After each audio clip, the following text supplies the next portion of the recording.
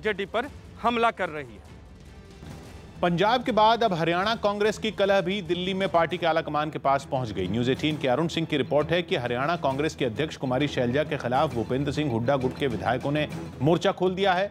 हुड्डा गुट के करीब 23 विधायकों ने मांग की है कि कुमारी शैलजा को प्रदेश अध्यक्ष के पद से हटाया जाए। उनकी जगह भूपेंद्र सिंह हुड्डा या फिर उनके बेटे और राज्यसभा सांसद दीपेंद्र सिंह हुड्डा को हरियाणा में पार्टी की कमान दी जाए। इसके लिए इन सभी 23 विधायकों ने दिल्ली में संगठन महासचिव केसी वेणुगोपाल से मुलाकात की। खबर तो यह भी है कि ये लोग इस मुद्दे पर कुछ दिनों पहले प्रदेश प्रभारी विवेक बंसल से भी मिले थे। जम्मू कश्मीर पर गृह मंत्रालय में आज बड़ी बैठक होगी। जम्मू कश्मीर पर गृह मंत्रालय में आज एक अहम बैठक होगी, जिसमें जम्मू कश्मीर के डीजीपी, सीआरपीएफ के डीजी समेत कई अफसर मौजूद रहेंगे। बताया जा रहा है कि बैठक में जम्मू कश्मीर के परिसीमन की प्रक्रिया और ड्रोन हमले के बाद सुरक्षा व्यवस्था पर भी मंथन होगा। हिमाचल दौरे पर पहुंचे बीजेपी अध्यक्ष जेपी नड्डा ने पार्टी के पदाधिकारियों को ईमानदारी का पाठ पढ़ाया। नड्डा ने पार्टी के कार्यकर्ताओं से लक्ष्य को पूरा करने के लिए कड़ी मेहनत करने को कहा। नड्डा ने ये भी कहा कि बीजेपी उपचुनाव के लिए हमेशा तैयार है। मुंबई महानगर पालिका ने दावा किया कि अब तक मुंबई के करीब 50% लोगों को कोरोना वैक्सीन की पहली डोज लग चुकी है। इनमें 18 साल से उम्र के 50% लोग बताए जा रहे हैं। वहीं 15% लोगों को कोरोना वैक्सीन की दोनों डोज लग चुकी है। महाराष्ट्र के नागपुर में गहनों की एक दुकान में लूट की वारदात सामने आई है। बाइक पर सवार 4 बदमाशों ने हथियार के दम पर भारी मात्रा में सोने की लूट को अंजाम दिया। लूट के दौरान बदमाशों ने दुकान के मालिक से मारपीट भी की। फिलहाल पुलिस पूरे मामले की जांच में जुट गई है।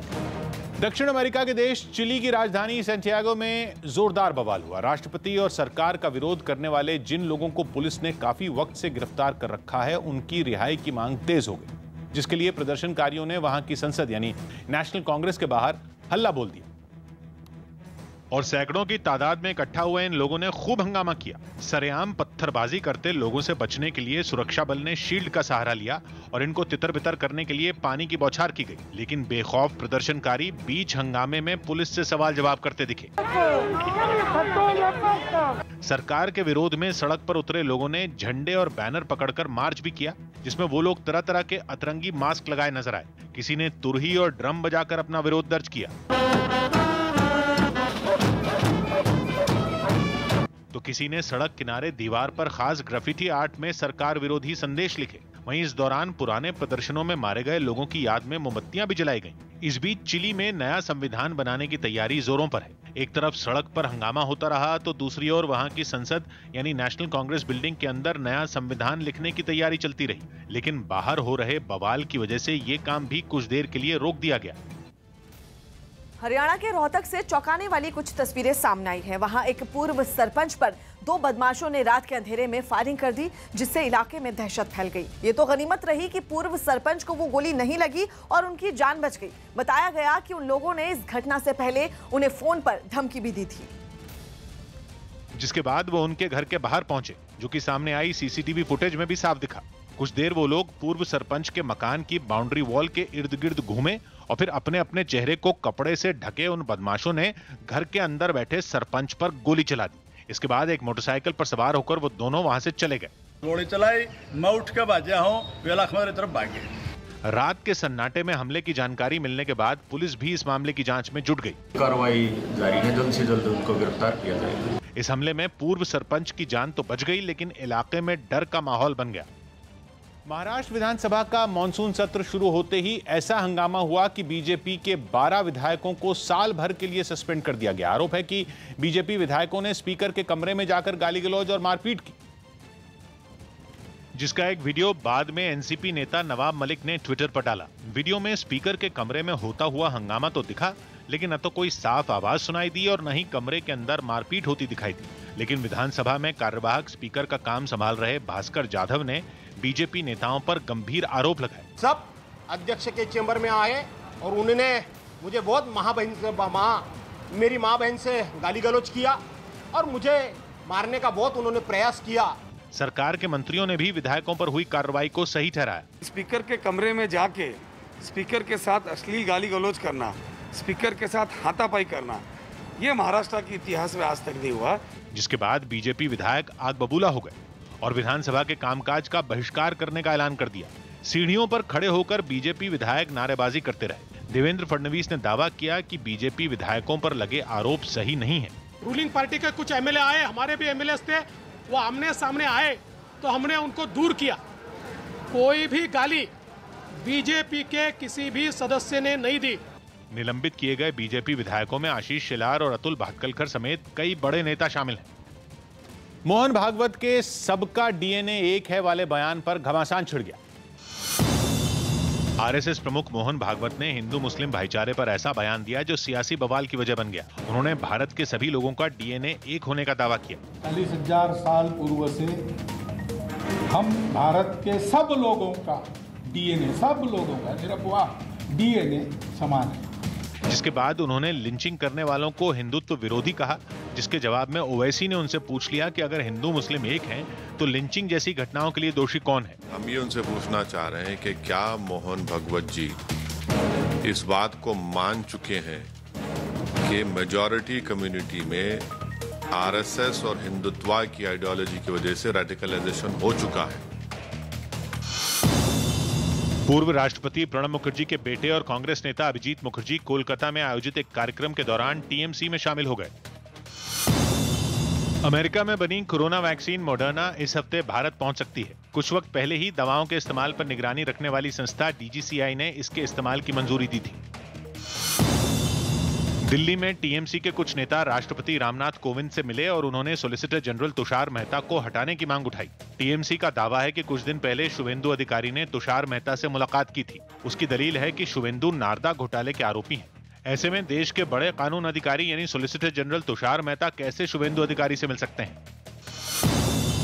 दिल्ली पुलिस ने 10 साल से फरार चल रहे हत्या के एक आरोपी को बिहार के बेगूसराय से गिरफ्तार कर लिया। यह आरोपी 2011 में रोहिणी कोर्ट से फरार हो गया था। ईडी ने आटा बनाने वाली कंपनी शक्ति भोग के सीएमडी केवल कृष्ण कुमार को दिल्ली से गिरफ्तार कर लिया। वो मनी लॉन्ड्रिंग समेत कई आरोपों में घिरे हुए हैं। महाराष्ट्र में शिवसेना और बीजेपी कभी एक साथ थे, लेकिन पिछले चुनावों में शिवसेना और बीजेपी के बीच दूरियां बनी और फिर कई साल पुराना ये गठबंधन टूट गया। शिवसेना ने एनसीपी और कांग्रेस के साथ मिलकर सरकार बनाई और बीजेपी विपक्ष में बैठी। इसे लेकर दोनों पार्टियों के नेताओं के बयानों में कई बार तल्खी भी देखी गई। लेकिन अब महाराष्ट्र के पूर्व मुख्यमंत्री और बीजेपी नेता देवेंद्र फडणवीस ने कहा कि शिवसेना बीजेपी की दुश्मन नहीं। फडणवीस के इस बयान पर महाराष्ट्र के सियासी गलियारों में कयासों का दौर शुरू हो गया।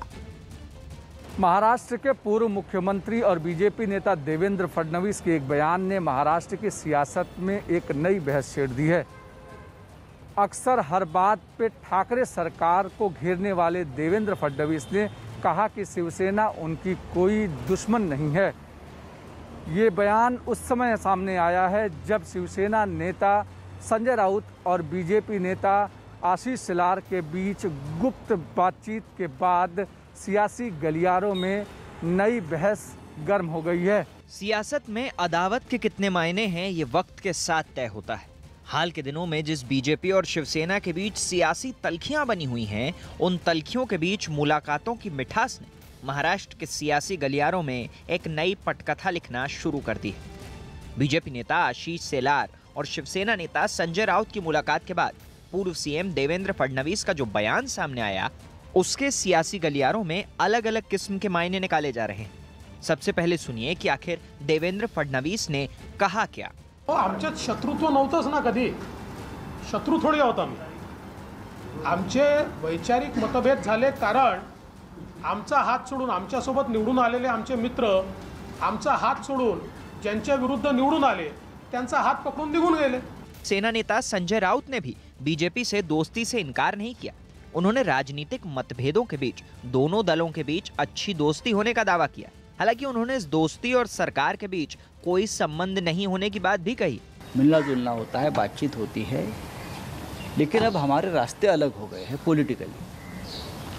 और फडणवीस साहब का भी यही कहना है, राजनीति में अगर रास्ते अलग होते हैं, आप देखो आमिर खान और किरण राव रास्ते अलग हो गए लेकिन दोस्त हैं। बोला ना, वैसे है ये, रास्ते अलग है लेकिन दोस्ती कायम है।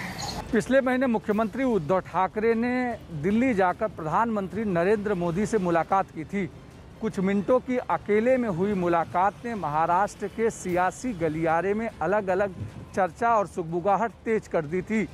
हालांकि उसके बाद मुख्यमंत्री ने मीडिया से बातचीत करते हुए बताया कि ये मुलाकात आरक्षण के मुद्दे को लेकर थी, लेकिन उसके बाद से बीजेपी का शिवसेना के प्रति सॉफ्ट कॉर्नर होना महाराष्ट्र की सियासत में चर्चा का सबब बना हुआ है। लेकिन कांग्रेस का कहना है कि सियासी मतभेदों के अलावा किसी में कोई मतभेद नहीं। मेरे ख्याल से राजनीति एक अलग विभाग है, अलग विषय है। उसमें राजनीति को अगर दुश्मनी के तौर पे कोई देखने लगा, मुझे नहीं लगता कि ये सही है। और एक जिसको कहते हैं ना, एक स्ट्रांग राजनीति वही होती है, हमारे मुद्दों की लड़ाई है, चाहे हम भी विपक्ष में थे, हमारे मुद्दों की लड़ाई, ये कोई जाति दुश्मनी थोड़ी है। फडणवीस जी ने कल स्टेटमेंट दिया है कि बीजेपी और शिवसेना में दुश्मनी नहीं है। तो बिल्कुल है, महाराष्ट्र के राजकारण की यही मानसिकता है कि हम लोगों का कोई आपस में बैर नहीं होता, ये चुनाव की प्रक्रिया होती है। देवेंद्र फडणवीस ने जो स्टेटमेंट दिया उसमें कोई नयापन नहीं है। शिवसेना और कांग्रेस के साथ गठबंधन में शामिल एनसीपी भी इस कूटनीतिक बयानों के दंगल में कूद पड़ी। एनसीपी नेता नवाब मलिक ने देवेंद्र फडणवीस के बयान पर अपनी प्रतिक्रिया देते हुए कहा था कि हाथ मिलाने से दिल की दरार खत्म नहीं होती। दिल मिले न मिले, हाथ मिलाते रहिए। अगर मन में दरार है तो जबान से बोलने से दरार खत्म नहीं होती। हम ये मानते हैं कि महाराष्ट्र में राजनीति में कटुता या शत्रुता नहीं रहनी चाहिए, इसमें हम विश्वास नहीं रखते। लेकिन हाथ मिला लेने से, जबानी जमा खर्च कर देने से बिगड़े हुए रिश्ते सुधरेंगे, अगर किसी को लगता है तो अच्छी बात है। महाराष्ट्र में कभी शिवसेना और बीजेपी के गठबंधन की सरकार हुआ करती थी, लेकिन आपसी मतभेद के कारण गठबंधन टूटा और शिवसेना कांग्रेस एनसीपी के एक बेमेल गठबंधन की सरकार बन गई। कांग्रेस और शिवसेना के बीच आए दिन तल्खियां जमीन पर दिखाई देती हैं। इस बीच देवेंद्र फडणवीस का ये बयान कि शिवसेना कोई दुश्मन नहीं है, आने वाले महाराष्ट्र के भविष्य की तरफ इशारा करती है।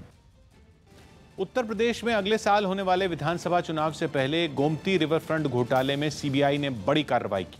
न्यूज़ 18 के अजीत सिंह की रिपोर्ट है कि सीबीआई ने कुल 189 लोगों के खिलाफ एफआईआर दर्ज की, जिनमें सिंचाई विभाग के तबके अफसर, इंजीनियर और ठेकेदार शामिल हैं। इतना ही नहीं, इन लोगों की गिरफ्तारी के लिए यूपी में लखनऊ के साथ नोएडा, गाजियाबाद, रायबरेली, आगरा और कुछ दूसरी जगहों पर छापे भी मारे गए। और ये कार्रवाई सिर्फ उत्तर प्रदेश में ही नहीं सिमटी, बल्कि उसके साथ राजस्थान और पश्चिम बंगाल समेत 7 राज्यों में कुल 40 ठिकानों पर छापा मारा गया। आरोप है कि राज्य की पिछली अखिलेश यादव सरकार में लखनऊ में गोमती नदी के रिवर फ्रंट को बनाने के लिए 1513 करोड़ रुपए मंजूर किए गए थे, जिसमें 1437 करोड़ रुपए जारी होने के बावजूद रिवर फ्रंट का महज 60% काम ही पूरा हो पाया। इस प्रोजेक्ट के चीफ इंजीनियर रूप सिंह यादव पहले ही जेल में है और जब सीपीआई ने आरोपों के घेरे में आए बाकी लोगों पर कार्रवाई अब तेज कर दी। जनता की गाड़ी कमाई को आप लूटते हो और फिर दुहाई देते हो कि हम जनता के लिए काम कर रहे हैं, आना चाहते हैं फिर से 2022 में। आपका जो पर्दाफाश हो रहा है समाजवादी पार्टी का, ये सही जो चेहरा है वो सामने आ रहा है। दिल्ली के पास यूपी के गाजियाबाद से रोंगटे खड़े कर देने वाली एक तस्वीर सामने आई। वहां रेलवे स्टेशन पर आरपीएफ के एक जवान ने चलती ट्रेन के नीचे आने से एक बुजुर्ग यात्री की जान बचा ली। ये पूरी घटना प्लेटफॉर्म पर लगे सीसीटीवी कैमरे में रिकॉर्ड हो गई, जिसमें वो यात्री चलती ट्रेन से नीचे उतरने की कोशिश करता नजर आया, लेकिन उसकी ये लापरवाही उस पर भारी पड़ गई। वो ट्रेन के नीचे आने ही वाला था कि वहाँ मौजूद आरपीएफ के जवान ने उसे संभाल लिया। ट्रेन उसे घसीटती हुई आगे जरूर ले गई, लेकिन उसकी जान पर कोई आंच नहीं आई। इससे ठीक पहले वो ट्रेन रेलवे स्टेशन पर आती दिखाई दी। प्लेटफॉर्म पर जैसे ही ट्रेन की रफ्तार धीमी हुई, उसमें मौजूद बुजुर्ग यात्री नीचे उतरने लगा, लेकिन उसका संतुलन बिगड़ गया और वो ट्रेन और प्लेटफॉर्म के बीच में फंस गया। इसी बीच वहाँ मौजूद जवान की नजर उस पर पड़ी और उसने उसे पूरी ताकत से प्लेटफॉर्म की तरफ खींच लिया। इसके बाद उसे अपने एक सहकर्मी की मदद से सुरक्षित जगह पर बैठा दिया। उत्तर प्रदेश के बलिया में मंत्री उपेंद्र तिवारी को अपशब्द कहने का वीडियो वायरल होने के मामले में पुलिस ने 5 लोगों को गिरफ्तार कर लिया। आरोप है कि 2 दिन पहले जिला पंचायत अध्यक्ष के चुनाव के बाद समाजवादी पार्टी के कुछ कार्यकर्ताओं ने उपेंद्र तिवारी और उनके परिवार के लिए अपशब्दों का इस्तेमाल किया था, जिसका वीडियो अब वायरल हो गया, जिसमें कई लोग समाजवादी पार्टी के झंडे के साथ नजर आए। बताया गया कि इस भीड़ में एसपी नेता अंबिका चौधरी और उनके बेटे भी मौजूद थे। इसी दौरान कुछ लोगों ने वहां उपेंद्र तिवारी और उनके परिवार के खिलाफ नारे लगाए, जिसके बाद पुलिस ने इस वीडियो के आधार पर 5 लोगों को गिरफ्तार कर लिया। इस मामले में पुलिस ने अंबिका चौधरी और उनके बेटे समेत 10 लोगों के खिलाफ केस भी दर्ज कर लिया। जो भी वीडियो वायरल हुआ है उसमें आइडेंटिफाई कराया जा रहा है कि कौन लोग थे।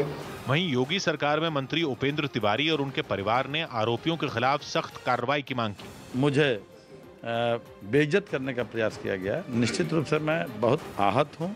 जिला पंचायत अध्यक्ष के चुनाव में अंबिका चौधरी के बेटे को जीत मिली थी। इसी के जश्न में एसपी के कार्यकर्ताओं ने 2 दिन पहले वहां रैली निकाली थी। अवैध धर्मांतरण केस में सलाउद्दीन को 7 दिन की एटीएस रिमांड पर भेजा गया। अवैध धर्मांतरण केस में आरोपी सलाउद्दीन को 7 दिन की एटीएस रिमांड पर भेज दिया गया। सलाउद्दीन को वडोदरा से गिरफ्तार किया गया था, जिस पर उमर गौतम को हवाला के जरिए रकम भेजने का आरोप है। यूपी के एटा में शॉर्ट सर्किट की वजह से बिजली के एक ट्रांसफार्मर में आग लग गई। ट्रांसफार्मर में आग लगने की वजह से एटा के किदवई नगर में बिजली कट गई, जिससे लोगों को परेशानी का सामना उठाना पड़ा। यूपी के झांसी में एक लड़की ने दूसरे धर्म के एक लड़के पर धोखेबाजी से शादी के कागजात तैयार कराने, छेड़खानी करने और परिजनों को जान से मारने की धमकी देने का आरोप लगाया। पुलिस ने लड़की की शिकायत पर आरोपियों के खिलाफ केस दर्ज कर लिया है। सरकारी नौकरी के लिए उसने मेरे कागजात ले लिए हैं और कहने लगा तुम मेरी बीवी हो। एमपी के सीएम शिवराज सिंह चौहान ने सभी जिलों के डीएम के साथ बैठक में कहा कि कोरोना की संभावित तीसरी लहर से निपटने के लिए सभी प्रकार की व्यवस्था की जा रही है। उन्होंने लोगों से कोरोना नियम मानने और लापरवाही नहीं बरतने की अपील भी की। बिना मास्क की भीड़ निकली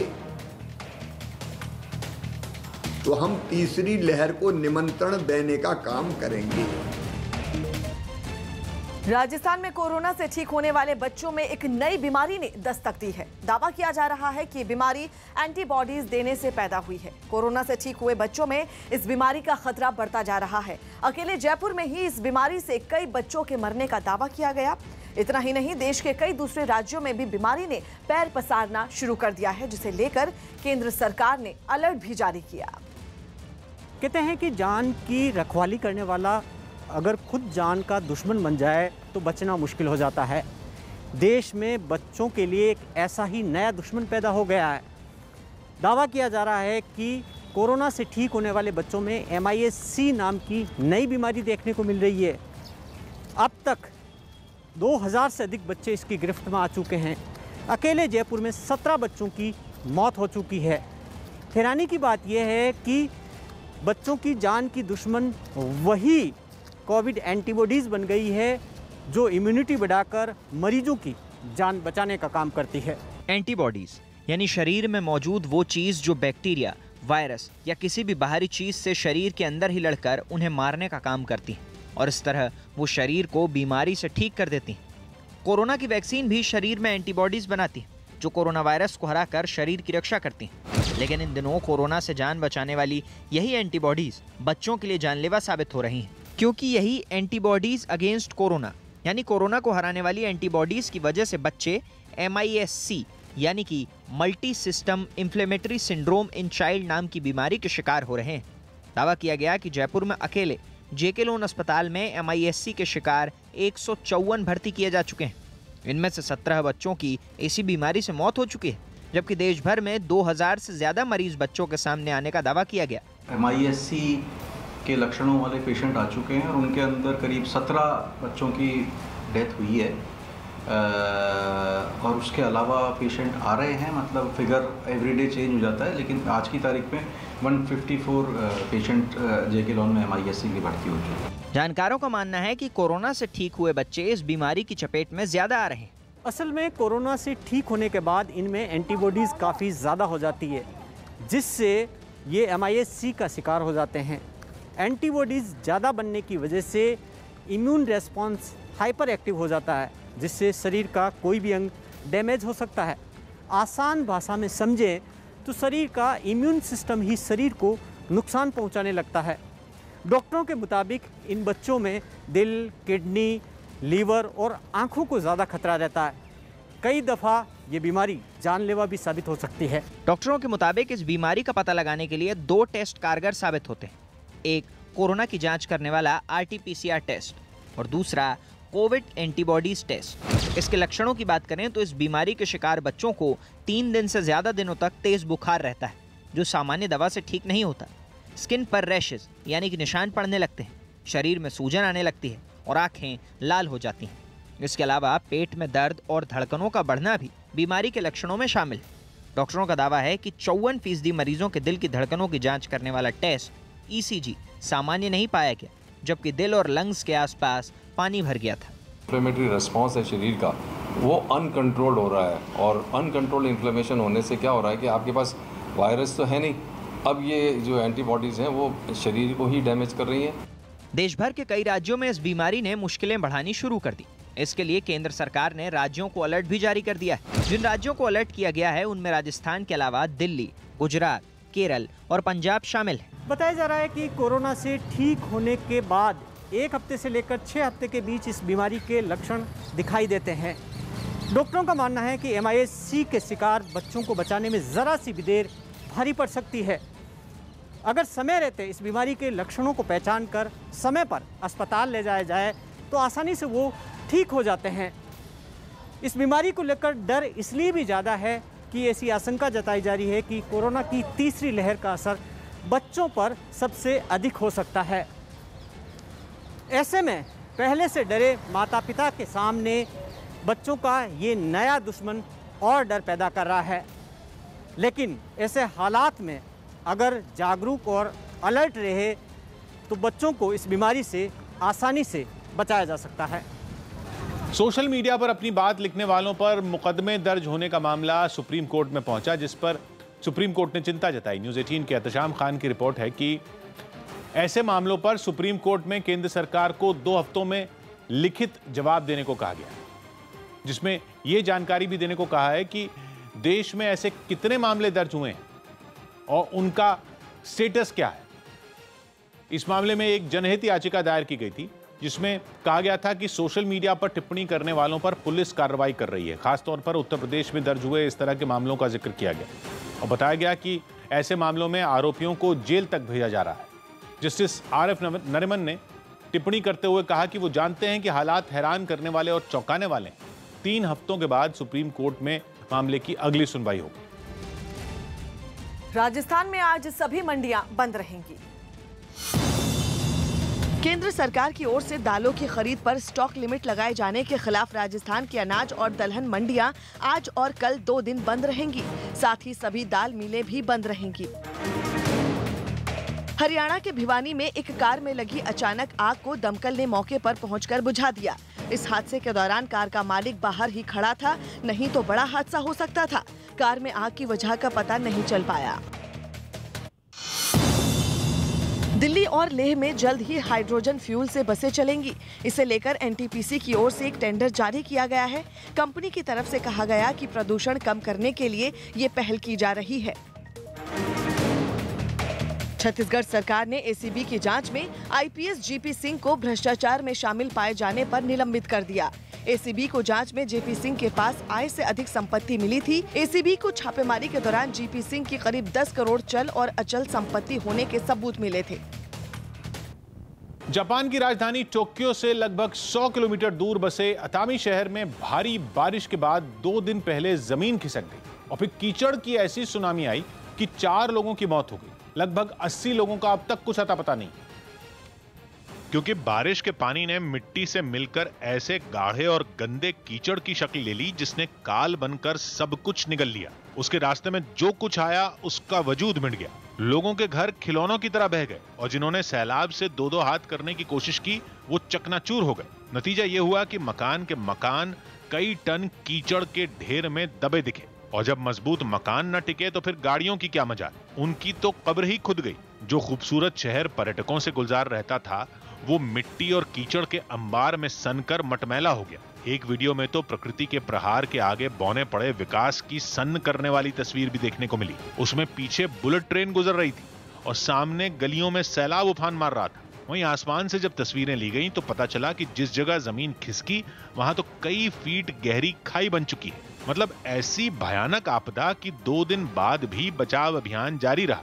करीब 1,500 बचाव कर्मी लोगों को बचाने के लिए अपनी जान की बाजी लगाते नजर आए। गंदगी, पानी और मलबे के बीच बचाव कर्मी लापता लोगों की तलाश में जुटे दिखे।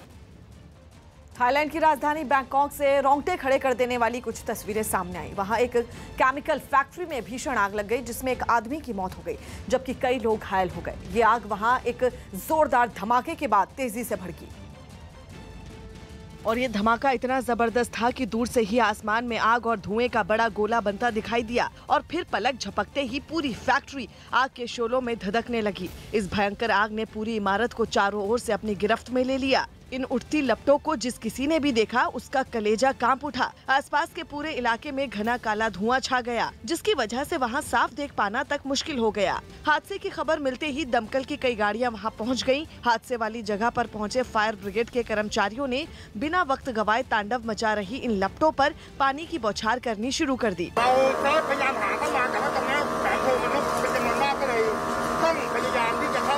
हादसे के बाद की भी कुछ तस्वीरें सामने आई जिनमें दिखा कि फैक्ट्री की इमारत का एक बड़ा हिस्सा जमींदोज हो गया। इतना ही नहीं, वहां रखी गाड़ियों के परखच्चे उड़ गए। फैक्ट्री के पास की कुछ इमारतों को भी काफी नुकसान पहुंचा। बताया गया कि ये सब धमाके का असर था जिसकी वजह से उन इमारतों की दीवारें टूट गई। उनकी खिड़कियों के शीशे और दरवाजे सब चकनाचूर हो गए। इस खतरनाक धमाके ने कुछ ही देर में ऐसा कहर बरपाया कि पूरी फैक्ट्री तबाह हो गई। हालात बिगड़ते देख आसपास के इलाकों को खाली करवा लिया गया। कोरोना से ठीक हो चुके कुछ लोगों में एक नई बीमारी का खतरा बढ़ रहा है। न्यूज़ 18 की श्रेया दुबे की रिपोर्ट है। मुंबई के हिंदुजा अस्पताल में कोरोना से ठीक हो चुके कुछ लोगों ने एवास्कुलर नेक्रोसिस नाम की बीमारी का उनमें पता चला है। इस बीमारी को बोन डेथ भी कहा जा रहा है क्योंकि ये बीमारी हड्डियों को नुकसान पहुंचाती है। बताया गया कि कोरोना के इलाज के दौरान जिन लोगों में ज्यादा मात्रा में स्टेरॉइड्स का इस्तेमाल किया गया उनमें इस बीमारी के लक्षण मिल रहे हैं। डॉक्टरों के मुताबिक इस बीमारी में हड्डियों तक खून की सप्लाई बंद हो जाती है और हड्डियां नरम पड़ जाती हैं। इसका नतीजा ये होता है कि कुछ लोगों को जोड़ों का दर्द शुरू हो जाता है और ज्यादा गंभीर हालत होने पर हड्डी टूट भी सकती है। इसको कंफर्म करने के लिए हम लोग एडवाइस कर रहे हैं कि एमआरआई किया जाए। एमआरआई से क्या है कि तुरंत मालूम पड़ जाता है और फिर खासियत तो ये है कि एक बार डायग्नोसिस हो गया हमारे पास इसका मेडिकल ट्रीटमेंट है। हरिद्वार की हर की पैड़ी पर देर रात जन्मदिन की पार्टी करना दिल्ली के कुछ लड़कों को भारी पड़ गया। कोरोना की वजह से वहां नाइट कर्फ्यू लागू है लेकिन इसके बावजूद कुछ लड़कों ने नियमों की अनदेखी की। वो लोग हर की पैड़ी पर केक काटकर जश्न में डूब गए। इसी बीच ड्यूटी पर तैनात पुलिस कर्मियों ने जब उन्हें रोका तो वो लोग उनसे उलझ पड़े। पुलिस और पार्टी कर रहे लड़कों में काफी देर तक तीखी बहस भी हुई। इसके बाद वहां मौजूद पुलिस वाले भी उन लड़कों पर भड़क गए। जब मामला बढ़ने लगा तो हंगामा कर रहे लड़कों को पुलिस थाने लेकर चली गई और उनमें से 2 लड़कों पर केस दर्ज कर गिरफ्तार कर लिया गया। ब्राजील के साओ पाउलो में राष्ट्रपति जायर बोल्सोनारो के विरोध की आग तेजी से फैलती जा रही है। महामारी में लाखों को खो चुके ब्राजील के लोगों ने बोल्सोनारो पर कोविड वैक्सीन से जुड़े सौदों में भ्रष्टाचार करने का आरोप लगाया और उनके खिलाफ सड़कों पर उतर आए। जहां से सामने आई तस्वीर में हजारों लोगों का हुजूम सड़क पर इकट्ठा नजर आया जो जोर शोर से प्रदर्शन करता दिखा। इस दौरान उनके हाथों में झंडों के साथ पोस्टर और बैनर नजर आए जिन पर राष्ट्रपति के विरोध में संदेश लिखे दिखे। प्रदर्शन में शामिल लोग सफेद गुब्बारे और ईसाई धर्म का क्रॉस निशान वाला प्लेकार्ड भी थामे नजर आए। वहीं इस बीच ड्रम बजाते हुए कुछ लोगों ने खूब नारेबाजी की। राष्ट्रपति बोल्सोनारो के इस्तीफे की मांग पर अड़े लोगों के हाथों में उनका पुतला भी नजर आया। वैसे तो भीड़ खुद सोशल डिस्टेंसिंग की धज्जियां उड़ाती दिखी लेकिन सभी प्रदर्शनकारियों ने मिलकर राष्ट्रपति पर महामारी के दौर में लापरवाही बरतने और देश के लोगों की हत्या का आरोप लगाया। आरजेडी के एक कार्यक्रम में लालू यादव भी जुड़े। पटना में आरजेडी के 25 साल पूरे होने पर एक कार्यक्रम का आयोजन किया गया। इस कार्यक्रम में लालू यादव दिल्ली से वीडियो कॉन्फ्रेंसिंग के जरिए शामिल हुए और बताया कि वो जल्द लोगों से मिलने के लिए बिहार का दौरा करेंगे। बहुत जल्दी पटना ही नहीं पूरे बिहार के हर जिला में हम अपने उपस्थिति को दर्ज कराएंगे। बहुत जल्दी छुट्टी हमको मिलेगा अस्पताल से। मौसम विभाग ने दिल्ली और एनसीआर समेत देश के बचे हुए हिस्सों में 10 जुलाई तक मानसून पहुंचने की उम्मीद जताई। छत्तीसगढ़ के बिलासपुर में डाक विभाग ने अस्थि विसर्जन योजना शुरू की। इसके तहत डाक विभाग कोरोना की वजह से जान गंवाने वाले लोगों की अस्थियों को गंगा में बहाएगा। स्पीड पोस्ट से डाक विभाग इन अस्थियों को हरिद्वार, प्रयागराज और वाराणसी भेजेगा। फिर वहां की एक सामाजिक संस्था पूजा के बाद इन अस्थियों को गंगा में बहाएगी। इस काम के पूरा होने के बाद डाक विभाग लोगों के घरों तक गंगा जल की एक एक बोतल भी पहुंचाएगा। इस योजना के तहत अपने परिजनों की अस्थियां भिजवाने के लिए लोगों को डाक विभाग की वेबसाइट पर ऑनलाइन रजिस्ट्रेशन करवाना होगा।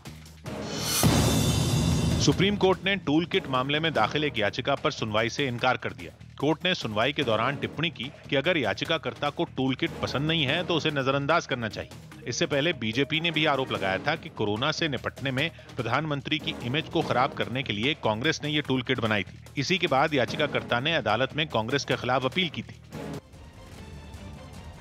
बिहार के नवादा में बढ़ती महंगाई के खिलाफ महिलाओं ने अनोखे तरीके से सरकार के खिलाफ प्रदर्शन किया। महिलाओं ने अपने सिर पर घरेलू गैस के सिलेंडर रखकर प्रदर्शन किया, जिसकी तस्वीरें हम आपको दिखा रहे हैं। प्रदर्शन कर रही महिलाओं ने बड़े दाम बिना किसी देरी के वापस लेने की मांग की और इस दौरान महिलाओं ने केंद्र के खिलाफ जमकर नारेबाजी भी की।